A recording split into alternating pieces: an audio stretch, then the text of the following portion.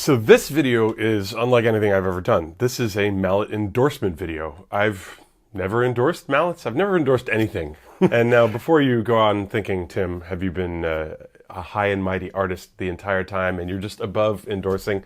No, the answer is nobody's ever offered me an endorsement. I think if somebody had, maybe 20 years ago, I would have probably just been like, oh yeah, sure, I'll sign wherever. Just because I would have seen that as like a sign that like, hey, I'm making it. People want me to endorse their stuff. Since the beginning of my career, I've learned a lot about myself, and especially through YouTube. YouTube is a platform where really there's no substitute for honesty and trust. I think after a while, anybody who's just selling some sponsorship that they don't really believe in, after a while that becomes very obvious. And I've seen a lot of ads for whatever, Hello Fresh or whatever. What's that underwear place that's like always sponsoring podcasts? I made a mallet video about, I don't know how many years ago, 7 years ago probably, where I dumped all my mallets on the Vibraphone. And in that video, I was just brutally honest about what I thought about all the different mallets. You know, just my opinion. I know that I'm only one guy and I play a certain way, and what works for me doesn't work for other people. But still, whatever. It was my opinion. I was contacted by a lot of mallet companies at that point, and basically I was brutally honest with everybody. And that includes the company that I am now endorsing, Schlagkraft. Schlagkraft contacted me 5 years ago. First of all, I live in Munich. Schlagkraft is based in Vienna. I work in Vienna, so we have a personal connection as well, like through teaching at the university. He kept saying, "Hey, Tim, I want you to tell me what you like in the mallets." And so what did I do? I brought him the Albright mallets. I was like, look, this is the mallet everybody wants. This is what people want. They want a big mallet that like has a nice fat warm sound that sounds great in jazz context. Albright is this sort of the sound that people are always looking for. You can't get them anymore. So what do? Well, that's the question that I posed to Schlagkraft. I was like, look, this is the kind of mallet that I want to feel like I'm playing with these mallets that are always going to be warm sounding, yet I can also play hard, and also I can play with 4 mallets. And so what did we come up with? After like years of testing, and I don't know how many mallets, probably 50 mallets, and I tried all of them. I played them on gigs. I would play them in my room and I'd be like, oh yeah, they're good. And then I'd play them on the gig and I'd be like, they're not good.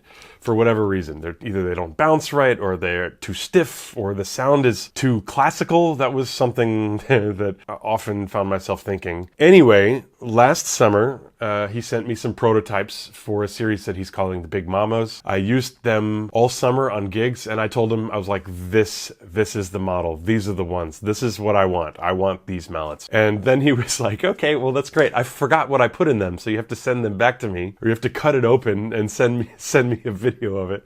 So I played these mallets for a month, used them on a gig at Smalls, and then immediately after the gig at Smalls, I took a pair of scissors and destroyed them, breaking part of my own soul in the process, to the service of being able to replicate it later, right? So then finally months later, I have gotten these, and these are the Big Mamas. These are the mediums. These are the tenders. These are softer. These actually to me sound a lot like the Albright mallets. And then the harder end, which are called the clears. I have not yet used them on a gig, but I'm sure that I will, because I played yesterday in an old church. A little secret, I've been practicing Bach lately. Don't tell the classical musicians that, but I have been practicing Bach. These are actually really great if you want to play something very soft and you're in an acoustic environment where there's, like in a church, for example. Here's the Schlagkraft Big Mama medium series. Here is an Albright mallet, right? Albrights are famous for being very short. These are much longer. This is an Innovative Percussion RS 251, and the Schlagkraft, you can see, is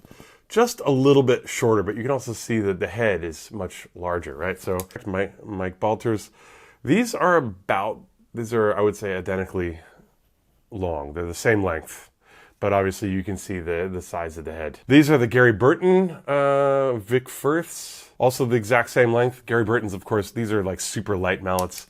This thing is way heavier. These are Dave Samuel's Malletech DS11s. These are the really soft ones. Oh wait, wrong one. Here we go. Schlagkraft compared with DS11. Okay, you see the DS11 is actually longer. These are the new Malletech Albrights, the Stefan Harris. They're actually called Albrights.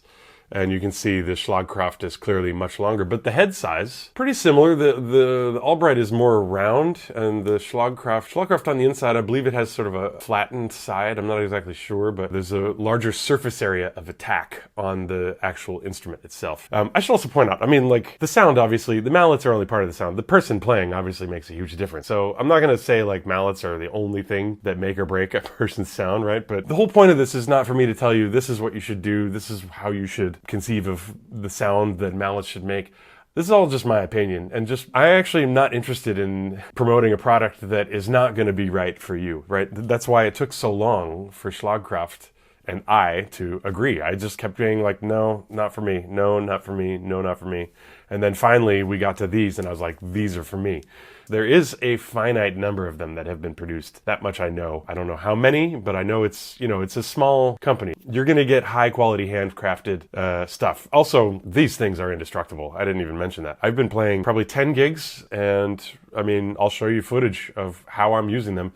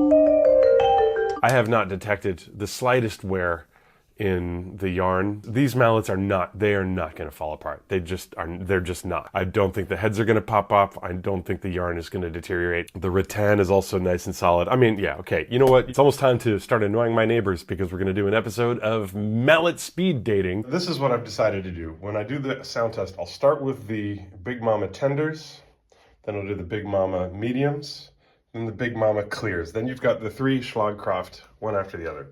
Then we'll have some old Albrights, which you can't get anymore anyway, but just for comparison.